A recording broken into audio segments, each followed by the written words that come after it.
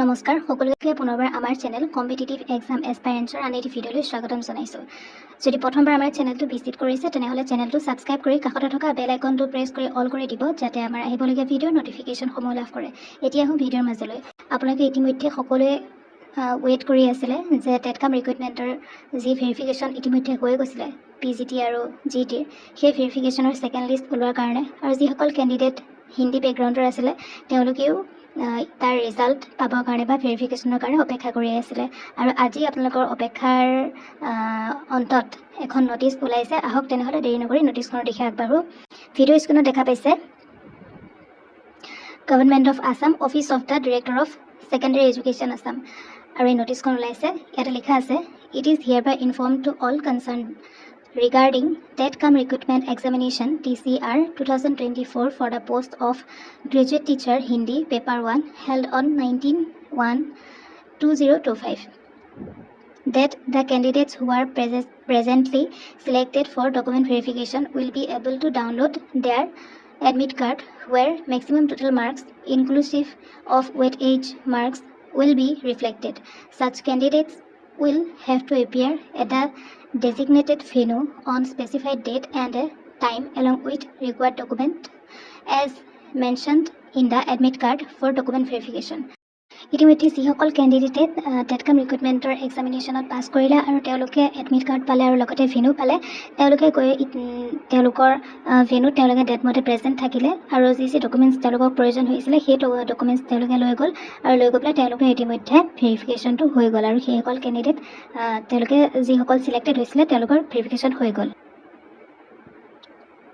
Further, it is also informed that for document verification, a second list of some of the eligible candidates against graduate teacher post of TCR 2024 along with the list of selected candidates of graduate teacher Hindi will be displayed in the official website of the Directorate of Secondary Education Assam, that is এইটো ৱেবছাইটতে আপোনালোকে ৰিজাল্টটো পাই যাব য'ত আপোনালোকৰ এখন second list ওলাব আৰু তাতে আপোনালোকৰ গ্ৰেজুৱেট টিচাৰ ছেকেণ্ড লিষ্ট এখন ওলাব আৰু লগতে আপোনালোকৰ গ্ৰেজুৱেট টিচাৰ হিন্দী তাৰো আপোনালোকৰ কেণ্ডিডেটৰ ছিলেক্টেড লিষ্ট ওলাব। এই ৱেবছাইটটোত গৈ পেলাই আপোনালোকে এডমিট কাৰ্ডখন পাব আৰু যদি আপুনি কোৱালিফাই কৰিছে তেনেহ'লে তাতে আপোনালোকৰ ভেৰিফিকেশ্যনৰ ভেনুটো মেনশ্যন থাকিব, ডেট মেনশ্যন থাকিব আৰু আপোনালোকে এই ৱেবছাইটটোত গৈ পেলাই সেইখন ডাউনলোড কৰিব পাৰে আৰু ভেৰিফিকেশ্যনলৈ যাব পাৰিব ডেটৰ মতে। Only these candidates will be able to download their admit card and they have to appear at the designated venue on specified date and time along with required documents as mentioned in the admit card for document verification. আৰু যেটো মই ক'লো already document ভেৰিফিকেশ্যনত আপোনালোকৰ কি documents লাগিব সেইখিনি আপোনালোকৰ admit কাৰ্ডতে mention থাকিব আৰু তাতে ভেনুটো মেনশ্যন থাকিব আৰু তাতে আপোনালোকে প্ৰেজেণ্ট থাকিব লাগিব। The admit card will be available for downloading from 4 PM of 25/7/2025 at the official website of the Directorate of Secondary Education Assam, that is এইটো আপোনালোকৰ ইয়াতে টাইমটো দিছে যে আপোনালোকে 4 PM পৰা আপোনালোকে ডাউনলোড কৰিব পাৰিব। The admit card will be available for downloading from 4 PM তো গতিকে 25 তাৰিখে জুলাইৰ 25 তাৰিখে আপোনালোকে 4 বজাৰ পৰা ডাউনলোড কৰিব পাৰিব এইটো ৱেবছাইটত। Candidates will have to log in by entering their application name and password used while filling up of the forms when applying for the post আৰু আপোনালোকে এণ্টাৰ কৰিব লাগিব তাতে এপ্লিকেশ্যন নং আৰু পাছৱৰ্ডটো, তেতিয়া আপোনালোকে স্ক'ৰ কাৰ্ডখন পাই যাব।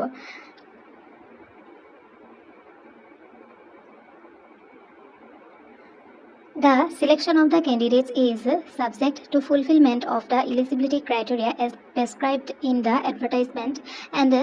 veracity of the documents as well as declaration made by the candidates. Zero